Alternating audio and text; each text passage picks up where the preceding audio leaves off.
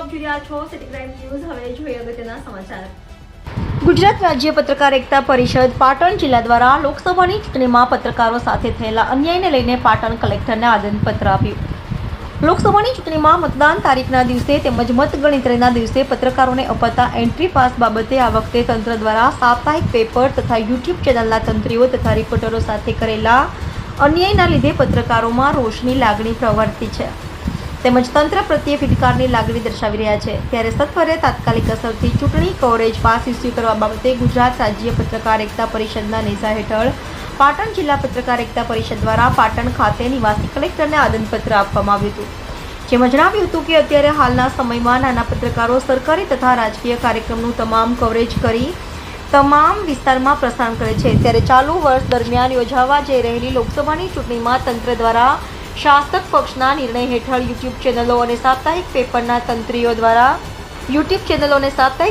તંત્રીઓ તથા રિપોર્ટરોને ચૂંટણી coverage pass issue કરવામાં આવેલ નથી, જેથી કરીને નાના પત્રકારોમાં રોષ ભભૂકી ઉઠ્યો છે। સત્વરે શાસક પક્ષ અને તંત્ર દ્વારા આજરોજ સાંજ સુધીમાં ચૂંટણી કવરેજ પાસ ઇસ્યુ કરવામાં આવે તથા જો પાસ ઇસ્યુ કરવામાં નહીં આવે તો તમામ સરકારી કાર્યક્રમોનો બહિષ્કાર કરવામાં આવશે તેમજ સાથે સાથે શાસક પક્ષના પણ કાર્યક્રમોનું કવરેજ નહીં કરવાની ચીમકી ઉચ્ચારી હતી। નાના પત્રકારો યુટ્યુબ ચેનલોના તેમજ સાપ્તાહિક પેપરના પત્રકારોને ચૂંટણી પાસ ઇસ્યુ કરવામાં આવે તેમજ જો નહીં કરવામાં આવે તો આવનાર સમયમાં દરેક સરકારી કાર્યક્રમોનો તેમજ શાસક પક્ષના કાર્યક્રમોનો બહિષ્કાર કરવામાં આવશે તેવું કમલેશભાઈએ જણાવ્યું હતું। તદુપરાંત તેમણે વધુમાં જણાવ્યું હતું કે આ બાબતે ગુજરાત રાજ્ય પત્રકાર પરિષદ દ્વારા ગુજરાત રાજ્યના 33 જિલ્લા તેમજ 252 તાલુકાઓમાં પણ આવેદનપત્ર આપવામાં આવ્યા છે। ત્યારે આજરોજ પાટણ ખાતે પણ સમગ્ર પાટણ જિલ્લાના પત્રકાર એકતા પરિષદના સભ્યો દ્વારા પાટણ નિવાસી કલેક્ટરને આવેદનપત્ર આપી આજ સાંજ સુધીમાં ચૂંટણી કવરેજ પાસ ઇસ્યુ કરવા માટે અલ્ટિમેટમ આપ્યું છે। Reporter Suresh Parmar, city crime news, તમે। ગુજરાત પત્રકાર એકતા સમિતિ દ્વારા પાટણમાં જિલ્લા તરફથી એક આવેદનપત્ર આપી જે લઘુ અખબારોને તંત્રીઓને માત્ર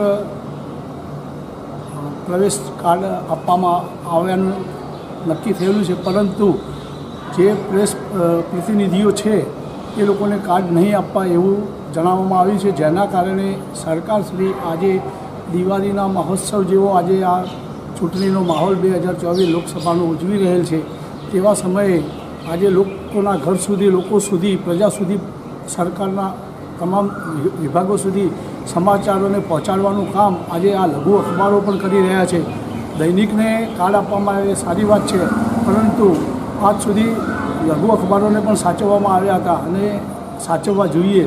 આજે એ લોકો આજે સમાચારોનું કવરેજ કરી શકવાના નથી, જેથી લોકો સુધી પૂરેપૂરો સંદેશો પહોંચી શકે નહીં, પરંતુ દરેકને પત્રકારોને સમાન હકના ન્યાયે કાર્ડ માટે આપવાની વિચારણા કરવી જોઈએ અને દરેકને આ ચૂંટણીમાં કવરેજ કરી શકે, લોકો સુધી સંદેશો સરકારનો પહોંચાડી શકે એવો અભિગમ અમારા આ એસોસિએશન તરફથી આજે રાખવામાં આવેલો છે।